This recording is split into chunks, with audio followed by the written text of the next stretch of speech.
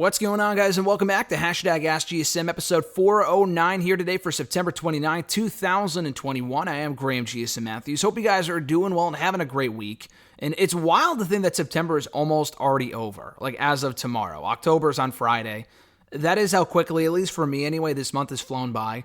August was super busy and fun and flew by. September, no different. October will very likely be no different. I'm already planning to go out to a bunch of shows. I'll be at a show on Saturday, might be checking out a fair on Sunday potentially. Definitely have other things planned for the month of October, in addition to the obvious Halloween, of course, which is the best part of October and one of the best parts of the entire year. So I'm looking forward to it. October, September, November, the fall is just one of my favorite periods of the year in general. So I'm looking forward to it. But as far as this episode goes, guys, if you want to send in a question to the show, you can do so by tweeting me on the Twitter machine at WrestleRant with the hashtag AskGSM. Find me on Facebook as well, facebook.com/Graham.GSM.Matthews. Be sure to drop a question in the post that I usually put up on Tuesday nights, if not on the wall itself. And last but certainly not least, drop your question down below in the comment section on this very video. I'll include your question in next week's edition. So let's get started here first with Noel from Facebook. Their first question was, do you think the Demon character is dead for Finn Balor? So I saw a lot of speculation regarding that, like, oh, is the Demon dead, blah, blah, blah. I mean, honestly, he very well might be. It's too soon to tell. I will say this. As bad as that finish was, and I'm not justifying it, it was fucking dumb. As bad as that finish was to Extreme Rules on Sunday, the Hell in the Cell 2019, the Hell in the Cell 2019 finish was definitely worse. Was way worse, and the actual match was terrible. It's not like just like the Balor Reigns match I thoroughly enjoyed. The finish sucked. The entire Fiend Rollins match from Hell in the Cell 2019, as Rollins will tell you on Broken Skull Sessions. Check out my cheap plug of that, by the way, here on the channel from the other day. It was just, and the whole thing was a complete train wreck. The entire thing was just fucking awful. So, the finish on Sunday was not ideal. It fucking sucked. But I bring that up, the Fiend stuff, because we got that awful finish. And although that was like the second ever Fiend match, we still got the Fiend for a good year and a half after that.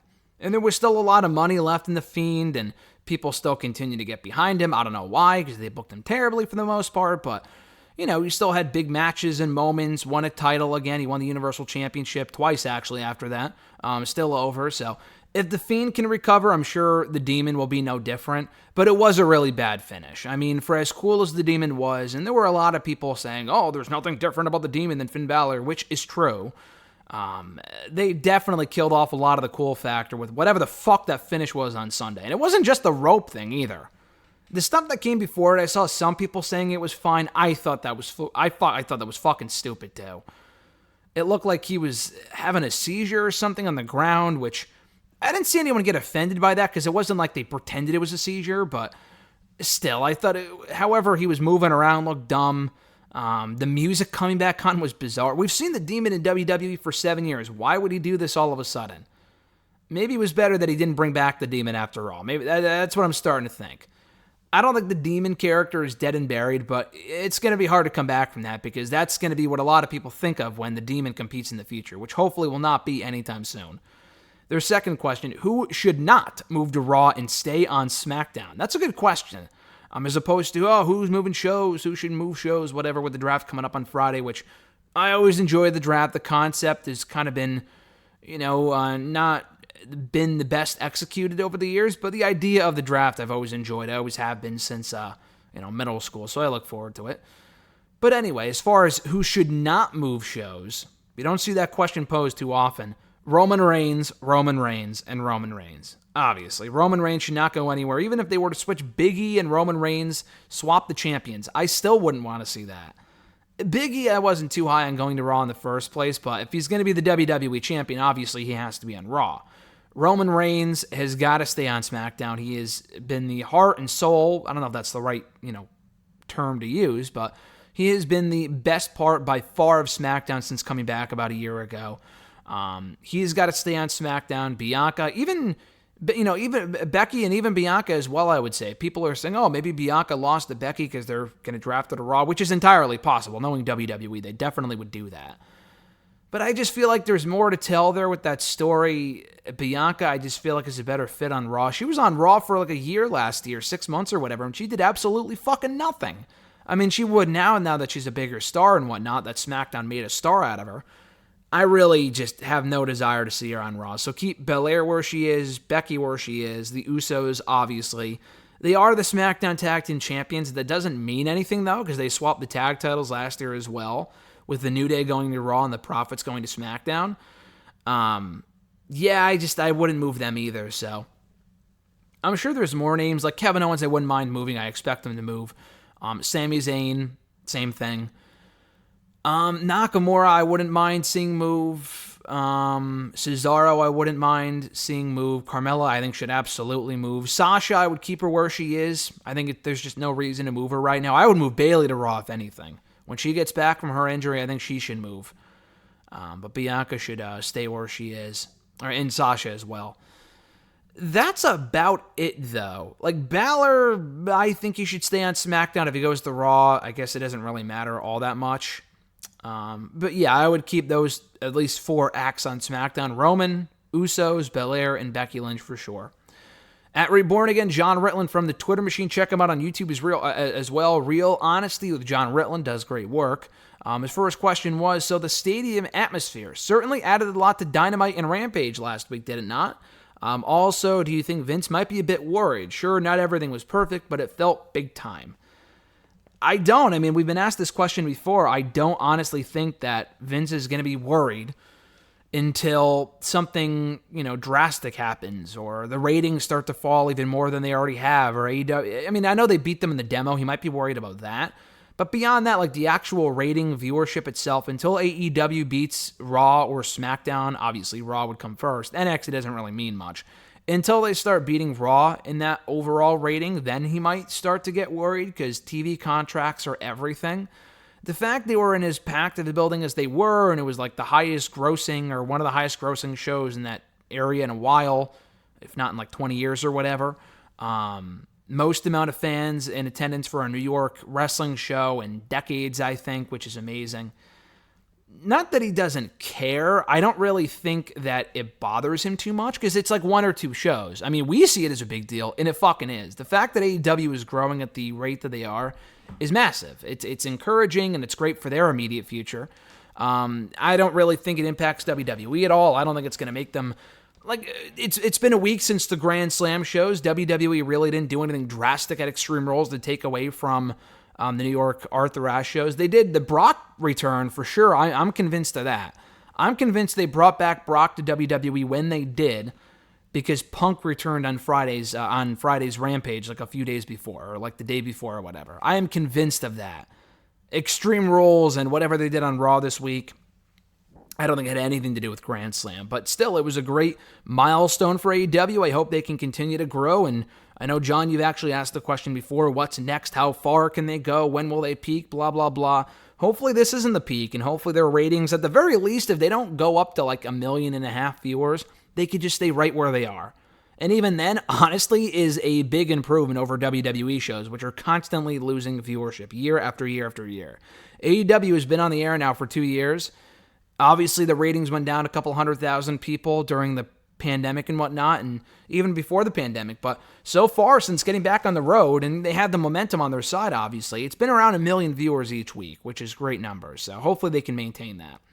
John's second question, what are your thoughts on the NWA running another pay-per-view on October 24th in Kentucky? Do you think they can put together a solid enough card to draw interest? So this was the first that I heard of it, and John and I went back and forth in the DMs on Twitter. I'm talking about the NWA. I haven't caught Power yet. Usually I watch it now on like Wednesdays, if not Thursdays. I kind of catch it later than when it airs. I just have no urgency to watch it as soon as possible. Although, I will say the show since the pay-per-views has been solid, better than it was before the recent pay-per-views, but still not great.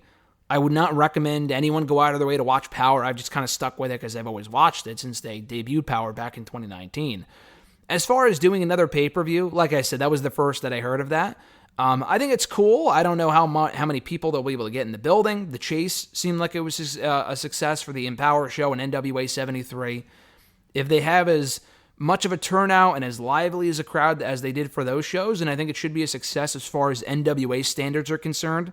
It seemed like they drew up a lot of interest for those two pay-per-views. I saw a lot more people talking about the NWA than usual, which was cool. Obviously, that hasn't carried over into Power. Will they get more people talking about the October 24th pay-per-view? Probably not, unless they run like a big match or do something different, like another all-women's pay-per-view, which they're not going to do so soon. I know actually Impact is doing one in a couple of weeks, which is cool for their Impact Plus show, Knockdown or whatever, which is awesome. They're bringing that back. But yeah, well, I don't know what the card would look like. They've kind of been progressing some stuff on the show lately, and as we found out before NWA 73 and Empower, what we see on the show doesn't always impact the pay-per-views. They kind of put together the card for the pay-per-views at the very last fucking second without actually furthering or building anything up on the actual show itself. So that's the NWA at this point for you, and it's disappointing. But the shows have been solid. I thought the When Our Shadows Fall show was enjoyable. I thought the most recent two shows were very good, like I said. Hopefully they can drum up some interest. I don't think they can, to be honest. I don't want to be negative, but there's just not enough buzz around the product of people, to warrant people buying the show or whatever. I don't imagine the buy rate's going to be great at all. But we'll see. I'll be watching the pay-per-view. I hope it's a good show, but I'm not optimistic it's going to be like this amazing must-watch pay-per-view by any means. His third question, may have asked this before, but with Halloween approaching, what are some go-to movies, horror or otherwise, that you try to watch every year? Naturally, I have my own long list, being a huge fan of horror. Got to give thanks to John as well, by the way, for giving me such great, not just recommendations with his videos, but actual movies to watch, like a lot of horror movies. He's given me the codes and stuff, like the digital download codes. He's given me a few of those over the years, and I've always, cashed them in, so to speak, and I've watched most of them. We watched Midsommar, or whatever the fuck you want to call it. I don't know how you pronounce it exactly. John gave me the code for that one, and Alexis and I watched it. It was definitely disturbing. That's not my type of movie personally, but I did check out what the buzz was all about, and it was certainly a movie. I will say that much. I probably will not be watching that this year.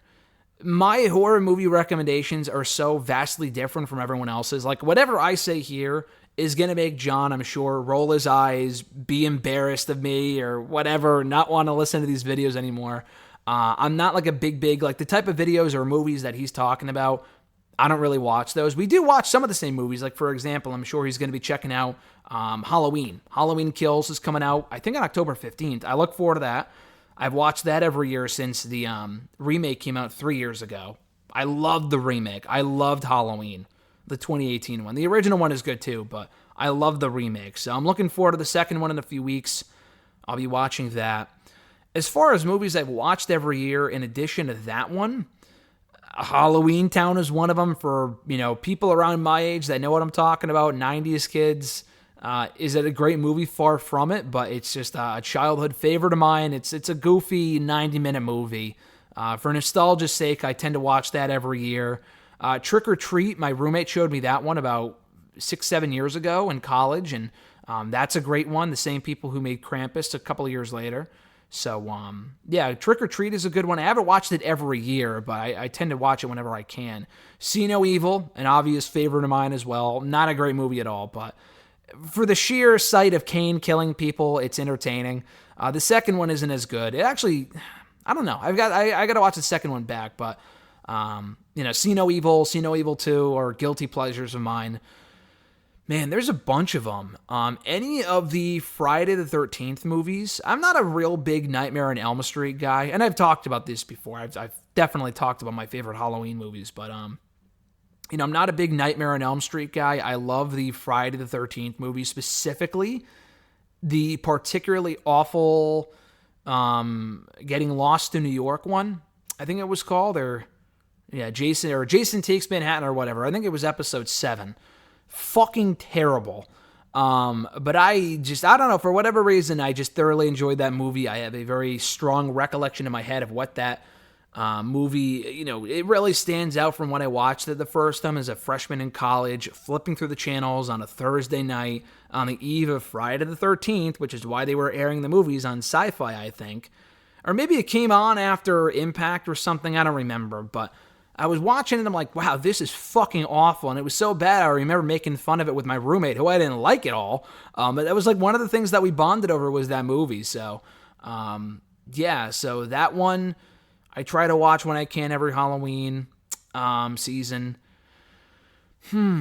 There's definitely more. There's more like Disney ones, like Under Wraps and Phantom of the Megaplex. People who watched Disney Channel back in the 90s know exactly what I'm talking about. My Mom's Got a Date with a Vampire is a goofy one. I enjoy that one. As far as like actual Halloween movies, I know I made like a whole fucking list a couple of years ago. I'd have to go back and look at it, but yeah, I made a whole list, and those are the ones that just come to mind. Ask me again in a couple of weeks. I'll probably start watching more Halloween-themed movies in the weeks to come. But, those are the main ones that come to my mind right off the top of my head. At Supersonic X 1991 from Twitter, their first question was, with Rhea Ripley and Nikki Ash still a tag team, Asuka is still out due to injury with no updates on her, and now Alexa Bliss taking time off, do you see Shayna Baszler taking the Raw Women's title from Charlotte Flair? I don't. I know they're pushing her right now, which is awesome to see. So fucking long overdue. I don't think she's taking the belt off of Charlotte because I think Shayna's going to SmackDown. That was my guess a few weeks ago. I said that months ago. I still feel that way. I mean, she could stay put on Raw. If Nia Jax isn't going to be there and they're going to have Shayna run through the entire roster, I mean, it doesn't matter what fucking show it happens on. It could be fucking maybe not main event, but it could be Raw, SmackDown, NXT, ECW, doesn't matter. Just give Shayna the push that she's long deserved on the main roster and give her a belt somewhere. I guess the problem with SmackDown, if she goes there, is that you have Bianca, who I think should stay, Becky, who I think should stay, Sasha, who I think should stay. Charlotte's a heel, so it's like, would she really knock off Charlotte? I could see Bianca getting the belt back from Becky at some point, and she beats Bianca for the championship, and they can kind of run back that feud from NXT a few years ago. I wouldn't mind that. So, I don't know. I don't think she's staying on Raw. I mean, I guess at this point she probably will. I'm going to stick with my original prediction, though. She goes to SmackDown, so either way, if she stays on Raw, then maybe they can give the belt to her. I mean, I would love to see it. It's not that I don't want to. I just don't think that they will. It depends who ends up on Raw in the draft, but like, Charlotte's already beaten Rhea and Nikki. I mean, Rhea never actually beat Charlotte. Rhea really should be, in all honesty, the person to beat Charlotte for the title, but doesn't look like they're going back to that anytime soon. I don't give a fuck even if Asuka was around. I have no desire to see Asuka and Charlotte for the millionth time. I really just don't care. So, I hope that's not the end game. Doudrop would be cool, but they fed her to Charlotte in 90 seconds on Raw, so I just don't think they see her at that level. Who else is even on Raw? Naomi's on SmackDown. I don't know. I'm not really sure who else is even on Raw. Eva Marie is awful in the ring, so no thanks. Alexa Bliss is gone for a while, so maybe it will be Shayna, but I don't know. I just get the feeling that she's going to SmackDown. Hopefully it's not fucking Nia Jax when she comes back. I mean, she already faced Charlotte for the belt and lost, so hopefully that's out of the cards. Their second question, with NXT now getting involved with this year's WWE draft, which superstars from NXT should go to Raw or SmackDown? I would definitely love to see Io Shirai, Hit Row, or Austin Theory go to the main roster. It's not confirmed that NXT is going to be involved. I don't see like, Austin Theory's name pops up on the screen. You guys got to remember that, and maybe they will, but you got to remember that the draft pools are announced ahead of time. And the draft pools only ever really feature people that are already on Raw or SmackDown, with the exception of like the people that are injured and can't be drafted, I guess. I don't know if Edge is eligible to be drafted. I'm not really sure. We'll find out soon, I guess. But they don't include the NXT roster. It's not like the 2016 draft was the only formal draft they held where they called people up from NXT. And anyone in NXT was eligible. Why they wouldn't call up Asuka from a storyline standpoint, I have no fucking clue, or a Bayley. I know why from a realistic standpoint, but from a storyline standpoint, why wouldn't you want a Samoa Joe or someone like that? You know what I mean? And they never said that champions were exempt, or like a Shinsuke Nakamura at that point. But at any rate, they haven't really had NXT formally involved in the draft yet. I think it would be beneficial. I think some people should go to NXT, maybe not at this point, because NXT is focusing on the younger guys and the new people, so maybe that's not just a good idea anymore. As far as people who could go to the main roster, we've talked about this before. A couple other people asked the same question for this episode. Io, I think I completely forgot about. as far as like someone that could be drafted, because honestly, she's been such a non-factor and such an afterthought since she lost the championship 4 or 5 months ago. I completely forgot about the idea of her going to the main roster, and I think she should.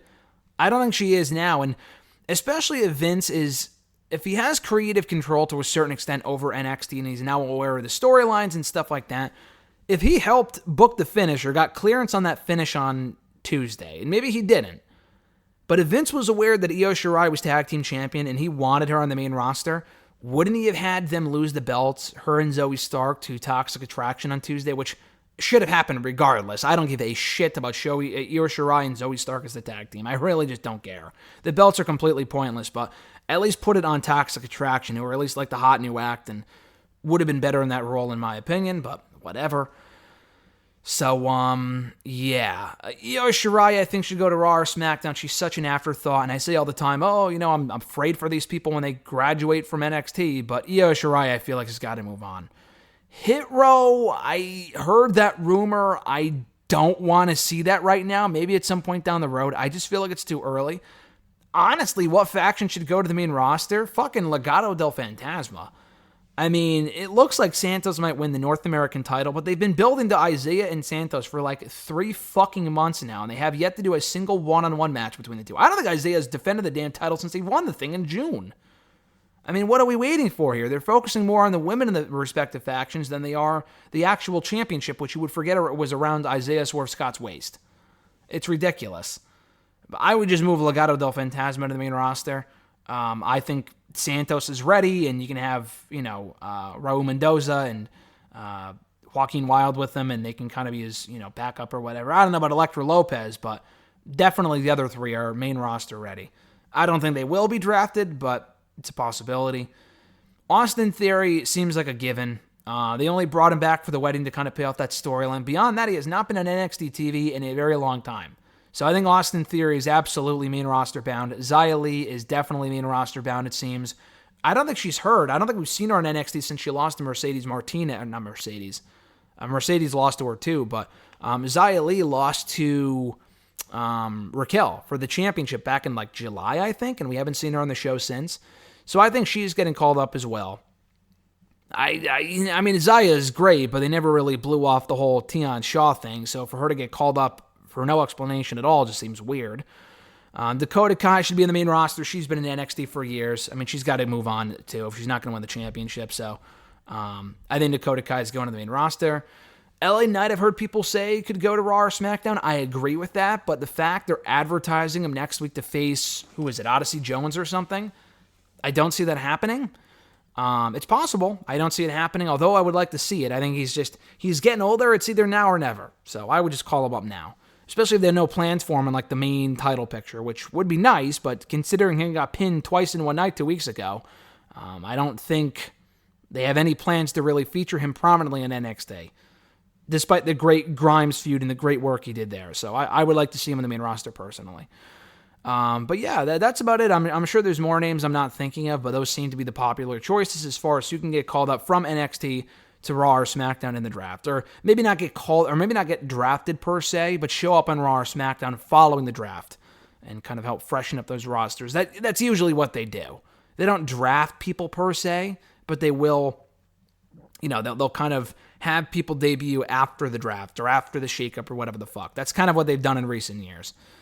At Iwagoon 91, while Roman Reigns should have been ranked number 1 in PWI's top 500, do you think he will be voted PWI Wrestler of the Year? I think he should be. I mean, all of this is subjective, so it doesn't even really matter. But, I was annoyed with it a couple of weeks ago, but I can understand why Kenny was number 1. It's not that big of a deal. I mean, they only go off of kayfabe accomplishments.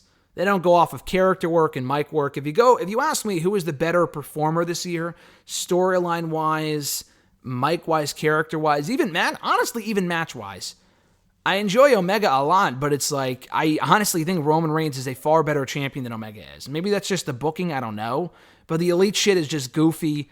He's only had a handful of matches in Roman, not that he's wrestling every week, but he's wrestling every month. He's defending that championship very regularly. At every month's pay-per-view, sometimes on SmackDown, and he's had great matches, good to great to awesome matches every fucking time. So, anyway, I would give the nod to Roman Reigns. If they go off of kayfabe accomplishments, again, they might go with Kenny Omega because he was the Impact champion for about 4 months there while he was the AEW champion.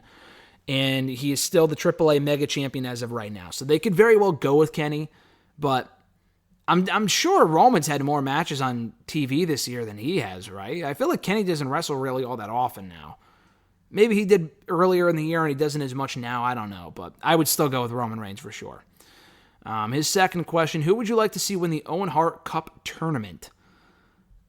Out of the current roster, no one really stands out. As Solomonster has said, other people have said Kevin Owens would be perfect if he leaves WWE and were to join the tournament in time, join AEW in time for the tournament. I don't know when they're doing the tournament. I would have to assume it's going to be soon. They just announced it recently. Owens can't come in at the very least until February. That's not for another 4 months. So I don't think they're going to wait that long. But Kevin Owens would be cool, though, considering his connection to Owen Hart and how big of an inspiration he was on him and whatnot. Beyond that, I honestly really don't know. They should probably give it to a young up-and-comer, really have them benefit. Owens is not a young up-and-comer, but it would make sense for him to win it. Beyond him, Darby maybe, Jungle Boy, I don't know, someone that could really benefit. Sammy, someone like that, I guess. I'd really have to think about it, but Kevin Owens is the first name that comes to mind if he was there for it in time, which I don't think he will be, but just an idea. The Average Grunt from Twitter, his question was, first question, you brought up the idea of WWE moving to bi-monthly pay-per-views. An idea that I really like, by the way, he said. I assume the Big Four and Money in the Bank would be safe, but what would you have as the sixth show? Clash of Champions or maybe King of the Ring? Definitely King of the Ring. Listen, I used to really, really enjoy Night of Champions, Clash of Champions, what have you. I don't even know if they're doing it this year, but just the idea of all the championships must be defended, I feel like that should be the case with every pay-per-view. So just the idea of doing a Clash of Champions when we get most championships defended in most pay-per-views doesn't really matter, So, no, I would not keep that. Even Elimination Chamber I would get rid of. People defend Elimination Chamber, yet tend to forget that every fucking year the champion at least one of the champions retains, which completely defeats the purpose of the Elimination Chamber. Just bring the match back when it means something, when it matters. Don't relegate it to a certain part of the year, or maybe just do it in July or something, or the month after SummerSlam, I don't know. Doing it right before WrestleMania is never a good idea. King of the Ring is what I would make it. I know there's rumors now that King of the Ring might be brought back for Crown Jewel. I think it's pretty much confirmed, which is great. It's going to be a Crown Jewel, unfortunately. Ugh. But still, I would make King of the Ring its own pay-per-view again. I think that'd be awesome. And there's just no other pay-per-views. Backlash, maybe one of those type of pay-per-views. But if you're asking me, I would make it the Big Four, Money in the Bank, and King of the Ring, personally. Also, his second idea says, what do you think about the idea of having Saturday night's main event on the months that don't have a pay-per-view, featuring one or two marquee matchups and major developments and feuds leading into the next big show? It sounds like that's what AEW is going to be doing. So AEW, as it stands right now, has 4 major pay-per-views. They have the occasional, Fight for the Fallen, or they did the New Year's, the New Year's Smash show or whatever. They'll do shows like that, Fighter Fest and whatever, like the TV specials. But I guess when they go to TVS, they're going to be having quarterly TNT Saturday night specials, I think. 4 times a year. So in the months in between the pay-per-views, which I think is cool. I think that's cool as fuck. So if WWE were to do a similar schedule, the AEW have less pay-per-views, half of what they do now. Yeah, Saturday night's main event in the middle of those shows. Yeah, for sure. I always thought the concept of Saturday night's main event was really cool. I think a big reason why they stopped doing it was mostly because they have more pay-per-views now. And not only that, but just, it's an NBC thing. It was a big NBC feature, and wrestling was a lot hotter when they started doing it back in the 80s or 90s or whatever. So, back in the 80s, I think. I'm almost positive. I don't know why I'm forgetting that. But, yeah, it was just a lot bigger when they first started doing it decades ago. When they brought it back, it was cool, and they would do the occasional big match and stuff like that. But for the most part, it was just an easy ratings grab, and they never really did high ratings to begin with, so they stopped doing it. But the concept of it, like a quarterly WWE Network special, and honestly, they first of all, I like the idea. Secondly, they kind of did that when they first started the network, and they did Beast from the East. They did the Live from MSG show, and Roadblock. And there might have been one or two more, but I remember those. And they were all great shows. Specifically, Roadblock was a great show. Beast from the East was a lot of fun, too. They were basically televised house shows, but they did have Balor win the NXT Championship from Kevin Owens on that first one.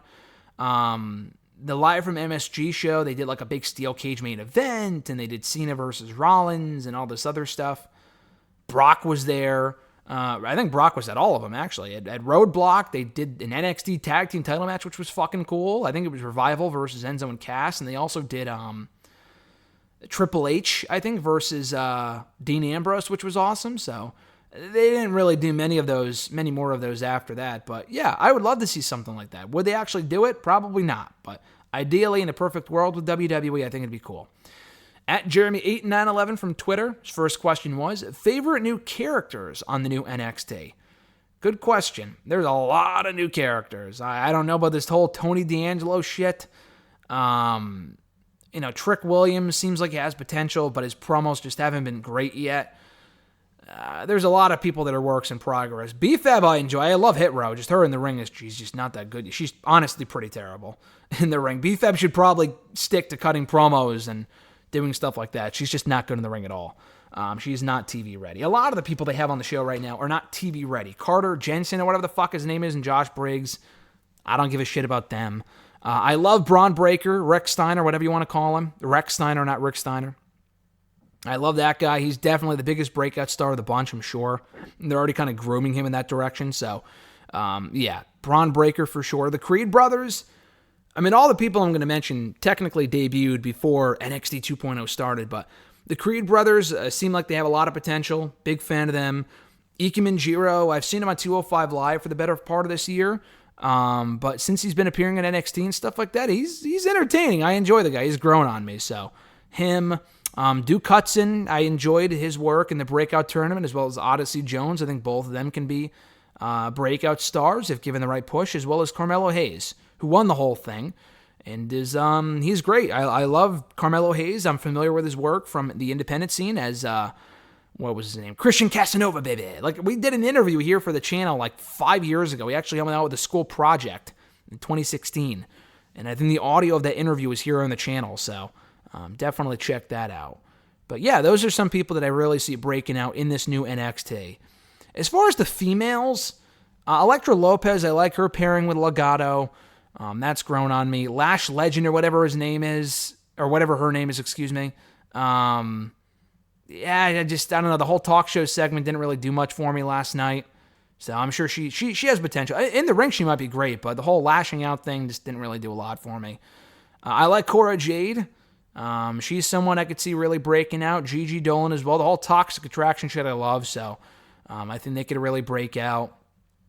Beyond them, I'm trying to think. Who else is there that they've introduced for the women? I'm not sure, but those names come to mind, though. Who all from NXT do you see getting drafted to Raw or SmackDown? I already mentioned that. At E13A, have you seen this before? So he tweeted me a picture that someone tweeted, at Wrestling Purist, I believe, Wrestling Purists. It was a picture of Big Show wearing the Hardcore Championship around his arm. And the caption, I think, said, there's Big, and then there's Big Show wearing a title around his shoulder big, or not shoulder, but around his bicep big or whatever. I had never seen that before. I think that might have been from, 01 or something? No, I had never seen that. The Hardcore Championship was so fucking flimsy that you could do that with that title. Unless it wasn't the actual championship and it just looked like it. But I'm pretty sure that was the Hardcore title. And because it was so flimsy, you could do that. And Big Show's arms are so fucking big, again, you could do that. But yeah, no, I had never seen that picture before. Last couple of questions here from Matt. Baby Huey 83. Great meeting Baby Huey at SummerSlam a few weeks ago, or about a month ago. He's a cool dude. He asked about NXT, who should get drafted to Raw or SmackDown. Like I said, I already mentioned that earlier. His other two questions, though, with Brock Lesnar back in WWE, which we were there for at SummerSlam, amazing moment. Besides Roman Reigns, who are some opponents you would like to see him face? That's a good question. The thing with Brock at this point is that I feel like there's not a lot of people who are really on his level. In any match that I wanted to see, I feel like we already saw. Like, Cesaro would have been great, and I feel like it still would be great, but I just don't think they see Cesaro on that level. Riddle would be awesome. I don't think they see Riddle on that level, and I don't think Brock wants to work with him anyway. according to what I think Riddle told me in our interview a couple of weeks ago. So I don't think Brock has any love lost for Matt Riddle. I don't think we're seeing that match, although it would be cool. I don't know. Like I said, Cesaro, I feel like that ship sailed. Kevin Owens, I feel like that ship sailed. Sheamus, but even then, I feel like he's just not on Brock's level. He's just not. AJ, we already saw. A rematch would be awesome, but we already saw that. Rowan, obviously, we're getting a crown jewel. The only other name that really comes to mind that feels like a legitimate threat to Brock Lesnar, that could face him in a match, and probably lose, but still face him in a match, would be Bobby Lashley. It's the popular answer, but Bobby Lashley, I wanted to see Brock and Bobby for literally years. So if we don't get that match, if Bobby ends up on SmackDown and we don't get Brock and Bobby on the same show doing something together at some point, I will be pissed. Bobby for sure is really the biggest name that comes to mind. Drew, we've already seen. Big E, maybe, but I feel like he needs more building up in order to feel like he's on Brock's level. Like, in order to, like, legitimately... I could see Bobby beating Brock based on how he's been booked this year. Roman Reigns, too. Beyond that, Rollins, we've already seen a lot. So, yeah. I would say Bobby, though. Last question for the episode, also from @BabyHuey83. His question was, after Montez's forward performance last week, should he get a singles push now? I think it was always inevitable, to be honest, that Montez would be getting a singles push. They could fast-track the process and do it coming out of the draft. I hope not. I actually just got done talking to Angelo Dawkins. We're talking about the draft. Cheap plug. The interview will be up in the next couple of days. Probably here on the channel as well. It will be here on the channel as well. But, he's a cool dude. I like Angelo. I don't really see him succeeding on the same level as Montez when the time comes. But I don't think that time is now. That's the thing. Although Montez did have a great showing against Roman on SmackDown, very fun match, I just don't feel like the time to break them up is now. I know they've already won every set of tag titles. They've been on every show. I'm just not sitting here thinking, the Street Profits have got to break up. They don't have enough fucking teams as it is. So for them to break them up anytime soon, I feel like would be dumb. There's just no reason for it. Plus, if Montez were to go off on his own, I think Montez and Bianca would be a money pairing, specifically as heels. People have said that for years, and I stand by that as well. I just don't think now's that time. So I fear for Angelo getting drafted to Raw by himself and then later getting released like Tucker did last year. That was fucking stupid. But yeah, I think with Montez, though, he's a breakout single star waiting to happen. It's just not right now. I will say that much. I think they can continue to team, maybe get the belts back, more matches to be had with the New Day. I know they faced off at Survivor Series last year, but still, I would like to see them run it back another time. They were worked very well together. That, and then, the Hurt Business, if they want to do that match. RK Bro. As far as SmackDown goes, they've already kind of feuded with the Usos and Alpha Academy, so I'm not really sure what they do on SmackDown, but bottom line, I would not break them up yet. I just feel like now's not the time for that. And that's about it, guys, for episode 409 of #AskGSM for Wednesday, September 29, 2021. Thank you guys, as always, for checking out the show. I appreciate it. If you want to send in a question to the show, you can do so by tweeting me on the Twitter machine at WrestleRant with the #AskGSM. Find me on Facebook as well, facebook.com/Graham.GSM.Matthews. Leave a question on the post that I usually put up on Tuesday nights, if not on the wall itself. And last but certainly not least, drop your question down below in the comment section on this very video, and I'll include your question in next week's edition. Real quick, some homework to do, just to mention some stuff right off the bat. Like I mentioned, Angelo Dawkins, had the chance to chat with him today about the WWE draft coming up on Friday. That interview should be up on Friday, probably this week, before SmackDown. Article coming to Fanside of Daily DDT. Check out my interview with Davey Richards in video form here on the channel from last week. Davey was great. That'll be going up in article form very soon. Had the chance to chat with the MLW World Heavyweight Champion, Jacob Fatu. Awesome dude as well. That'll be going up in video form and in article form very soon, ahead of MLW's Fightland event next weekend. And probably more interviews to come, so a very busy time right now here for the channel. And in addition to these Q&A videos every single week, we also do the podcast WrestleRant radio excerpts every Thursday, which include pay-per-view predictions and reviews and stuff like that. Fridays we do, for now anyway, until the show runs out, until it goes back on hiatus. Me, Phil Lindsay, Chris Mueller all do a What If review, Marvel's What If show. We talk about that every single Friday. Saturdays, Sundays, Mondays, I break down SmackDown in audio form. I review Talking Smack. I review Dark Side of the Ring. anything new on the WWE Network, including Broken Skull Session shows and WWE 24, Chronicles, all that great stuff. So be sure to subscribe and never miss an episode. Have a great one, guys. Enjoy the rest of your week. I'm Graham GSM Matthews, and I'll catch your ass down the road.